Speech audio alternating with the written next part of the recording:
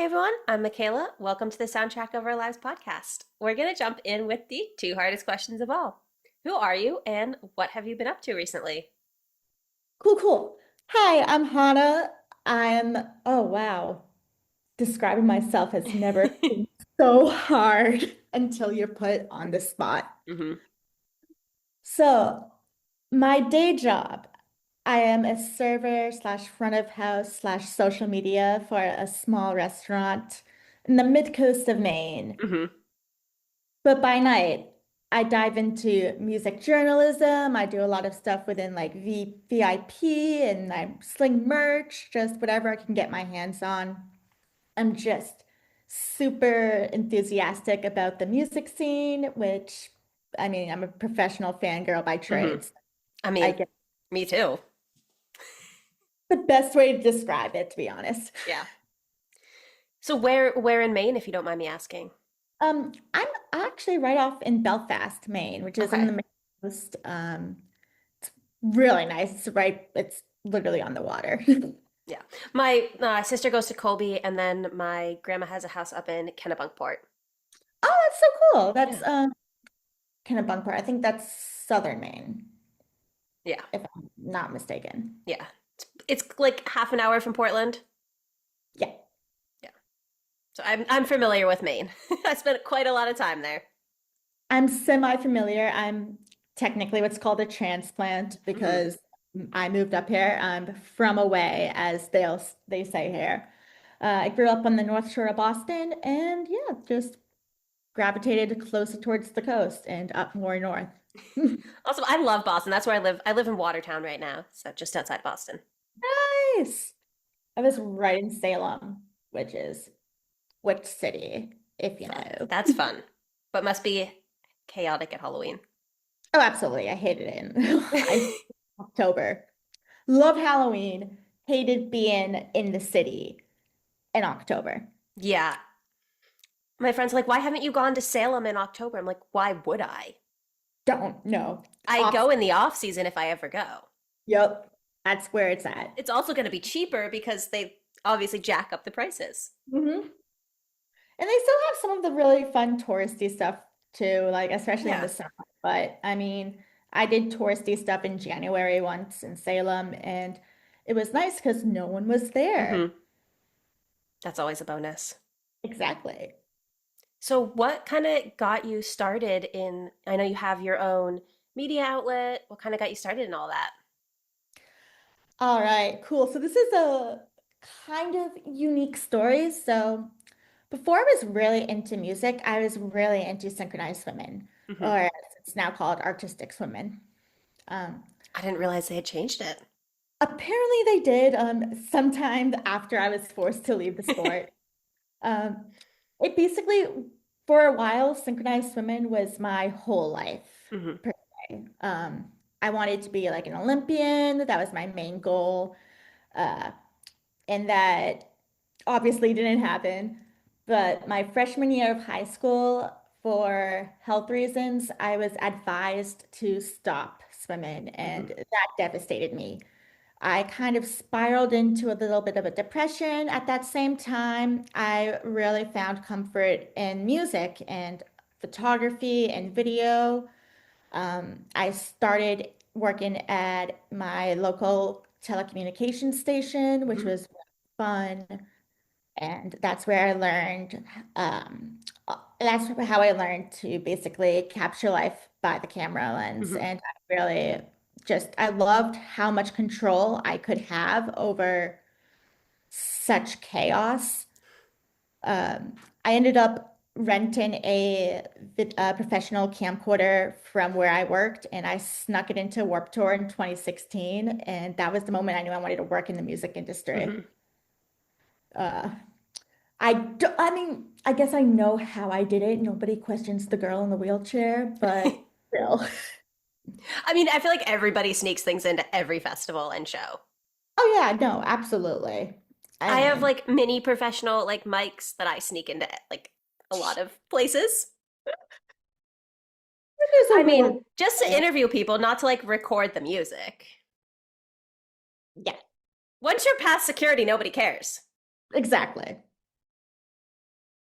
So I guess that's really how I got started. I've also always been like writing has always been a strength of mine, so it's no surprise that I really fell into journalism.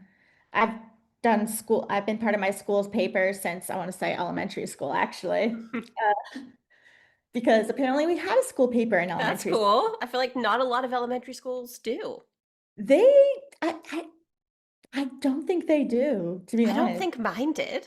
Or maybe it like had one, but it was like a parents' newsletter or something. We had one, it was like third grade and up, so it's like third through fifth grade. And it was very almost like almost had like a Harry Potter the Daily Owl vibe, That's except cute. with dragons because our school mascot was a dragon. Yeah, we didn't Um, really have a school mascot. It was like a skate, but can't really do a lot with a skate. I mean, now They you they yeah, changed it. They changed it. It's now an owl because now like they have an owl come to like uh, school assemblies and stuff. Because like a skate would be kind of weird. I mean, it could be like a figure skate and owl. They could like tie that in, but No, they didn't do that. They just changed it. But anyway, dragons are cool. oh no, absolutely. Yeah, I think that answers. I kind of lost track there a little That's bit. That was okay. a long-ish story, but that's pretty much where I fell in love. I now edit, well, so I still do photography, I Hmm. still write, and I've done that for a couple outlets, small outlets, which has been really fun.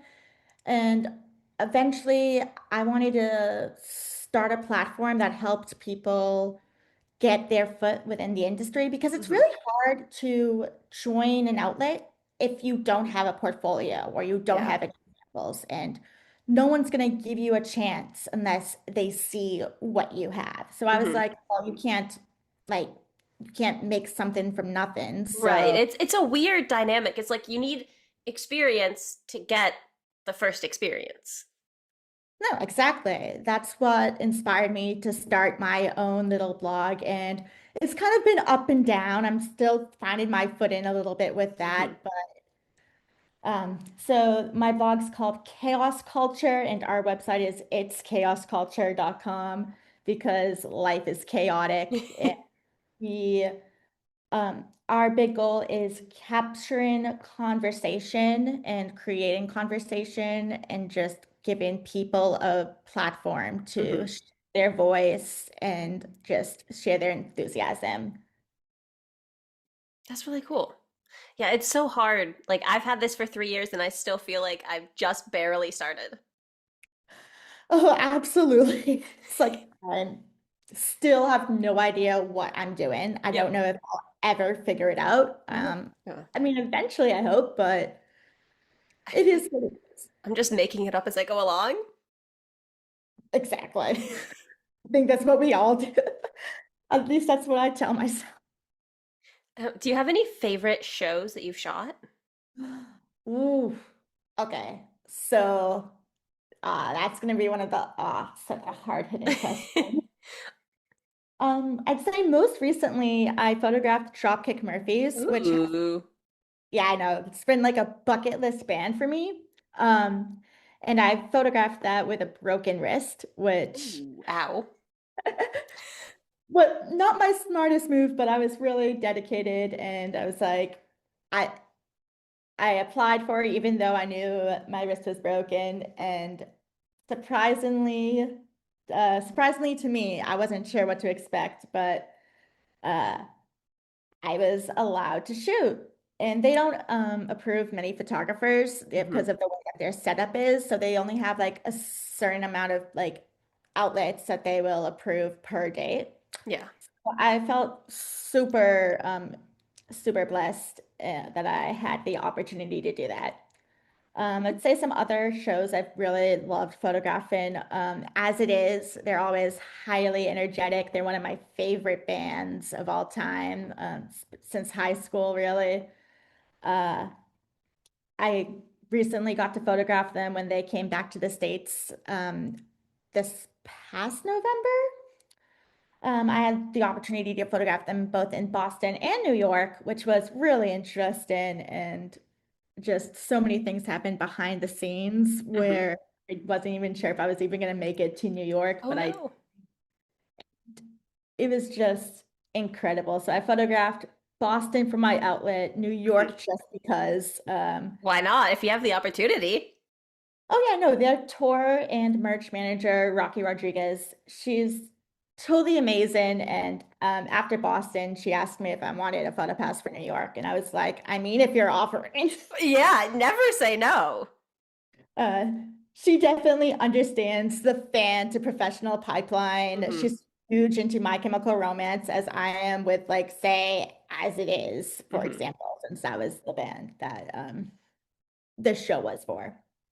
So, major respect. I mean, that's why the majority of us, if not all of us, are here because and it's pure passion. Yeah. We live this, we breathe it, and we might as well make something from it. Right. I'm that person there at 8 a.m. queuing in line.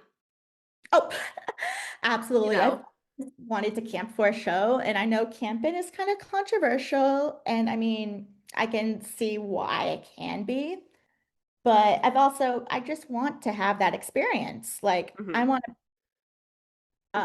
I'd say the longest I've ever queued for a show wasn't even a real show, it was a pop-up, and I waited 10 hours, and that's only because they were, it was delayed 4 hours. Ooh, For some reason, the band was late. that sucks. But yeah, no, it was fun. And I queued because it was only for the first 100 people. Hmm. So it was like, oh, I got to get up there like 7 in the morning. I was like waiting, and then they switched venues last minute. And I was like, what? So much chaos, but it was so worth it. And I mean, it's really the people you like. What I love about live music is it's not just about like the artists and going to like see them, which I mean, obviously that's a huge component. That's Right. why I'm there. But I love meeting the people at shows. I love meeting people in lines, Hmm. other people's stories, just chat, Yeah. I've met some getting of my best friends that way.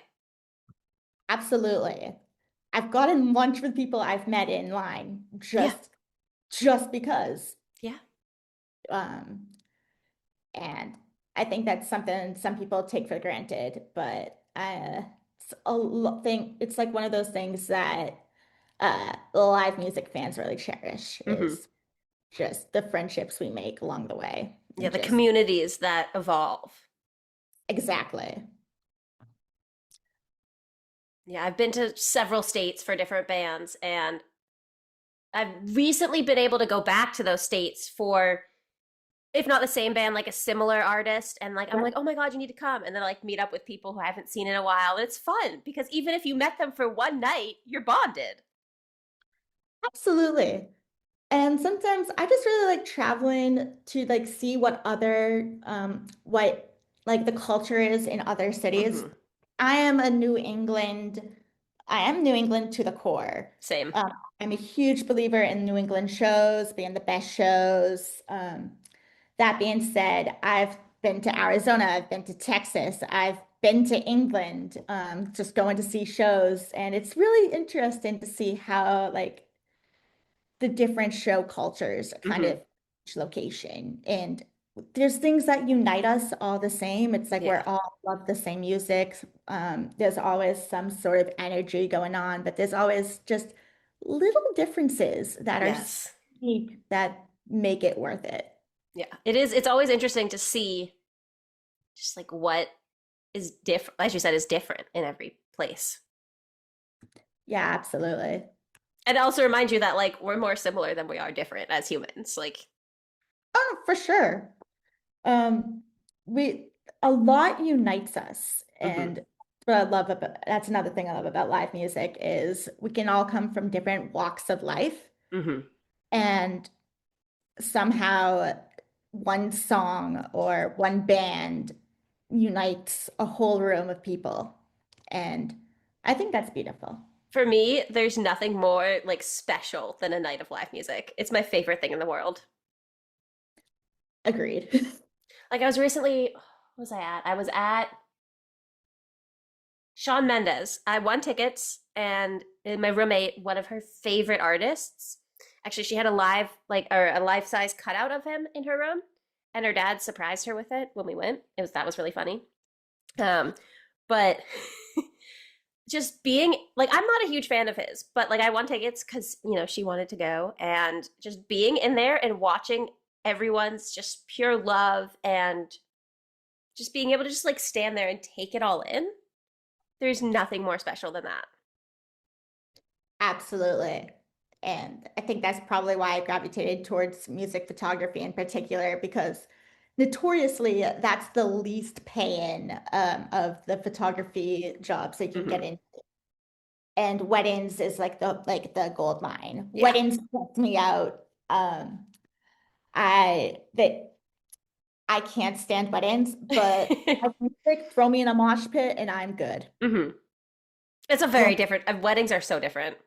uh, I want totally. my wedding to have a mosh pit.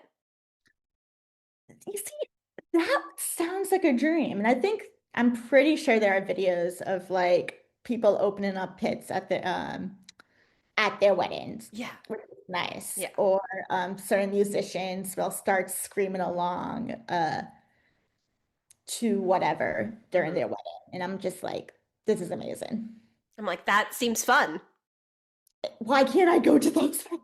Like, no offense to my family. Like, everyone has had beautiful weddings, love them all. But my own wedding, not going to be like that.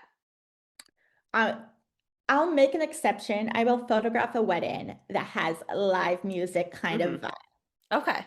That'll be it. I'm really good at event photography too. So like outside of live music, I've photographed a drag brunch once. That was really fun. Ooh. I've photographed like different conferences, Mhm. mostly rare disease related conferences because I have a connection to the rare disease community. Um, but like I don't know, nothing is more home than just a small little show. The more intimate, the better. As much as I do like stadium shows, Hmm. but So, where you're located, do you find yourself mostly traveling for shows? somewhat. So Maine has a bit of a music scene, which is Hmm. nice. We have more of an we have a bit of a metal scene. I know there's a small restaurant that hosts metal nights, which is really nice with like local Maine musicians, and that's really cool. So there's a strong local like punk and metal scene Hmm. on. We also have a music festival that actually happens in Belfast called All Roads Festival, and it's dedicated to indie and unsigned artists. And I actually discovered this festival by accident once. I was with family at the time, and my mom went to go check her PO box, and that happened to be next to the American Legion, like the was it like the American Legion or something, Hmm. like VFW halls. Yeah. Uh, and it sounded like there was a show going on. I was like, like I could hear the snare, and I'm like, huh, what's going on? I have to know. And so I asked, I and bought a ticket, and I spent the rest of the like day and evening just jamming, going between like, so they had like different stages and different parts of the city. So all within walking distance, which was nice. Hmm.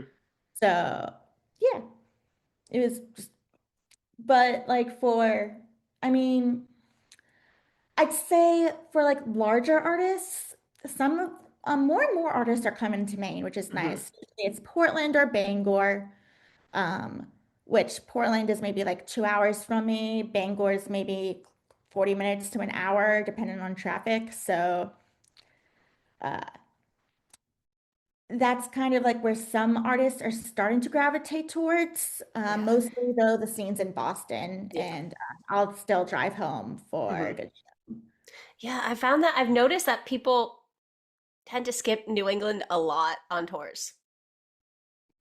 Yes, I and hate it. It's not fair. I get like part of it has to do something with logistics, Yeah. but I also think you should change your But like, what about us? We deserve this. And the thing about New England is any of the New England states, you could choose one state Hmm. and the entirety of New England will gravitate towards that state. Yeah. Um, because that's how dedicated New England is Hmm. to that music. So when I don't see a single New England state and it's just New York, I get a bit salty. No, Um, I hate having to go to New York for shows. It's expensive, it's far, oh, absolutely. Absolutely. and My I'll still do it. I was gonna say my controversial opinion, I would rather go to Vermont than I would to New York for a show. Well, it'll be cheaper. Possibly. Not actually 100% sure on that, but But like, I mean, like travel would be cheaper probably. hopefully. 'Cause, I mean, it's closer. Somewhat. Depends where in Vermont. I Yeah, think yeah. it's like kind of like the same-ish. Maybe it would be slightly cheaper. Um, I'm thinking, particularly in my head, I'm thinking Burlington, Vermont, because I think that's where they have like somewhat of a Yep. scene up there. Also metal, I believe. Hmm. I've only been to one show in Vermont, so. I don't think I've been to any shows in Vermont. Most of the artists I like don't, they hit like Boston, Mhm. and that's it. Sometimes Connecticut. I haven't been to Connecticut yet for a show. I've, What? oh, yeah. Not that I can remember, at least. I'm trying to Yeah. think. I think I know I've been to one at or two or three at Mohegan Suns. I'm going back again this summer for 5 seconds of summer because they're coming. And then like maybe like one other venue in Connecticut, but not too many. I feel like the Webster, was it like the Webster Theater or Oh something? yeah, I've been there. Yes, that was the other venue. It's super popular down there, and I still haven't gone. It was weird. I was like expecting because it was, but it was just a. It was like a hall. It wasn't much. It wasn't very Hmm. big. Oh, I don't know if like it has multiple rooms or something, and I was just in a different room. I don't know oh, true. because some venues do that. I know Middle East and Cambridge does that. You've got Yeah. the downstairs, the Hmm. upstairs, and you've also got the corner, the lounge, and Sonia. Hmm. A So lot of there's, venues have like a small stage, a big stage, upstairs, a downstairs. yep, More money. exactly. If you can host more artists, you can get more money. The Middle East is unique in the way that it's the most venues I've ever seen in one. But like, I don't know. I would love to see more of that. I'd like to just see more small venues pop up, period. Mhm. A lot of, especially in an era where a lot of um, small and like intimate venues are shutting down. Yeah. I would love to see more pop up in its place. And ones that are not owned by big companies. Yes, please. Do you have a Those are, like a favorite venue to see a show at? um, ooh. I was gonna say for a while it was the Middle East, Hmm. specifically Sonia. That was my favorite venue. They had pretty good light in, and it's like roughly 300 caps, so it's still a smaller mid-sized show. So it's not too big, but it's also like not um overly intimate. Hmm. Great light in, just great space. I'd say probably that venue. Yeah. Um, Did you ever go to Brighton Music Hall? yes. That's probably one of my favorites. Just I've had because I've had so many good memories there, so that I've had changes some things. good and bad memories regarding writing music hall, but mostly good memories. Mostly good. I'll say that. It's not Uh, super like accessible or anything. oh, absolutely not. That's horrible. But independent, sometimes the security absolutely rocks, and Hmm. sometimes security is not that. Uh, that being said, usually, even if it's not the greatest experience, I still find fun memories that end up usually outside Brighton Music Hall. Hmm. Respect to that venue. It's a great venue. That and also I don't know if you've been to MGM Fenway. Um, I've been to Fenway, I've been to House of Blues. I don't think I've been to MGM. It's a bit newer, but I really like it because I've been there a couple of times. I've been both like in the pit because they have standing room and then they also have seated. Ooh. So I've done everything. I've been on the barricade at the back of Mhm. the standing room, in the like furthest seats you can get, in like the closer seats. There really isn't a bad view. That's what I liked most about it is that like from everywhere I sat, I had a great view. I mean, unless you're standing behind someone tall in the standing room only, but I mean, that's fair. I'd say similar, great, similar kind of to that. A venue with really nice views almost wherever you go is the State Theater in Portland. Also, the most accessible experience I've ever had regarding working a show and or just being a fan, which is nice. The staff there is incredible and just all around good time. I don't understand why things are not accessible. It just does not make sense to me. I that's it's because change is hard Hmm. and sometimes like it's just changing the way things have been doing. It's like, oh well, Yeah. this is standard, and then people don't like change. So when you try to change something to improve upon it, it's usually faced with skepticism or, Yeah. oh, that's too hard to implement, which really it's not.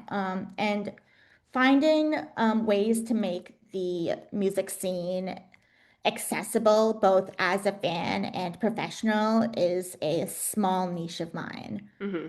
And I love, like, I'll share about it on social media as well. I'll share my accessibility takes. Yeah. Not everybody agrees with them. Recently, I wrote an article that is maybe a bit controversial, but I wrote a Hmm. blog piece that was really important to me about strobe lighting, and I Yeah. am strobe lighting. I think not only is it inaccessible, but I'm under the belief that it can be lazy in the sense that you're relying on fast flashing lights instead of finding a creative way to tell a story. Hmm. Um, Yeah, and I have people in my family with seizure disorders. And I'm also like, what if somebody is there and they don't know they have a seizure disorder? I've had seen people have seizures in the pit because of strobe lighting. People, there's a percentage of people, I can't remember the statistic off the top of my head, but I did note it down when I was writing it. But there is a percentage of people who don't know that. You know what? I'm actually going You can look it to up because you look that don't know up. that you have like seizure activity until you have a seizure. Yeah, no, absolutely. So let's see. Scrolling. It talks a little bit about my experience with hemiplegic migraine, which is a rare um, a rare form of migraine, Hmm. which happens in roughly 1 in 10,000 individuals. And for me, a trigger is flashing lights. Yeah. So photosensitivity also affects people with migraines. People it affects the neurodiverse uh, community, and most notoriously, uh, photosensitive epilepsy and other Hmm. seizure disorders. And so some fun facts, it's approximately 3% of people with epilepsy have photosensitivity as a seizure trigger, most commonly affecting children and adolescents, although it still affects adults as Hmm. well. Most people are not even aware, so apparently I didn't have a statistic, but most people are not even aware of photosensitivity being a trigger until they have an episode following exposure, Hmm. flickering lights and or patterns. Right. It's like And you don't know you have an allergy to something until you try it. exactly, which is kind of scary. And then similar in presentation to epilepsy, there's a condition linked to strobe lights called flicker vertigo. And according to Charlotte Charlotte Eye, Ear, Nose, and Throat, strobe lights have been known to cause flicker vertigo, a condition in which disorientation, nausea, rapid blinking, rapid eye movement, and muscle rigidity are known symptoms. And it's a phenomenon that can happen to anyone, yet is particularly common in individuals with migraines, autonomic dysfunction, for example, POTS, Hmm.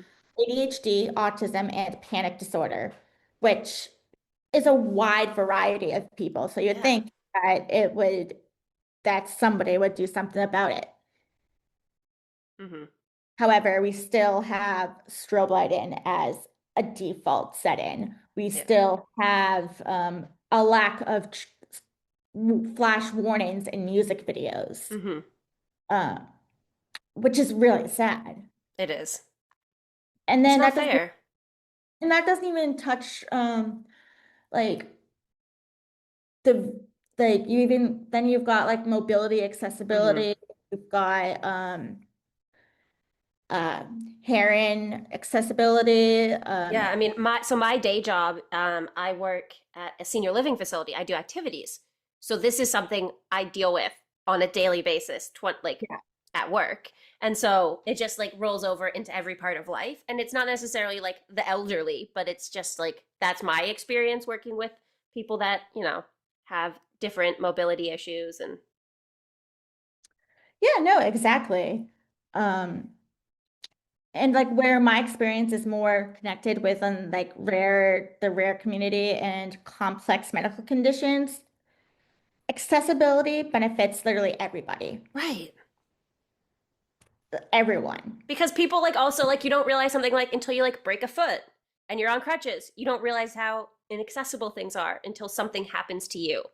Exactly. And sure, things like a broken foot can be temporary, but still, accessibility is important, even even for temporary Yeah. situations.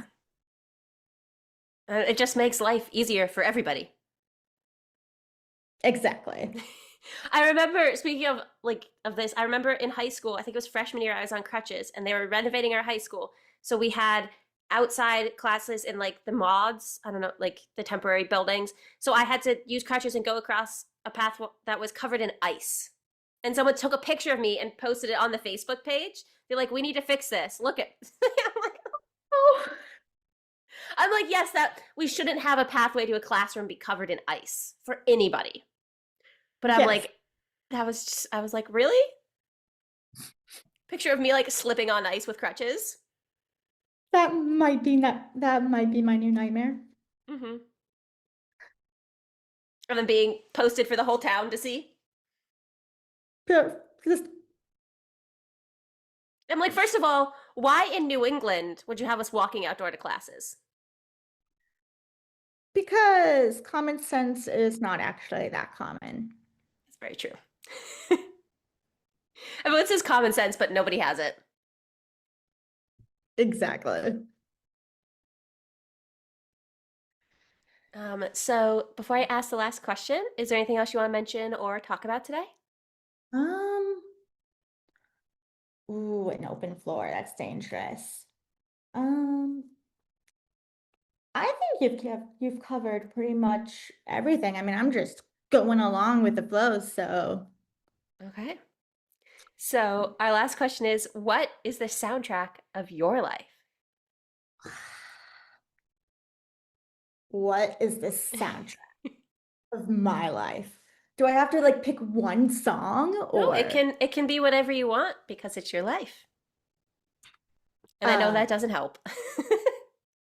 'cause I often think about my life as if it's like, the movie Almost Famous? Hmm. Sometimes I think of my life as an almost fan fiction kind of thing, just with the amount of like Y/N your name moments that Hmm. have happened to me accidentally. I never ask for it. It just does happen.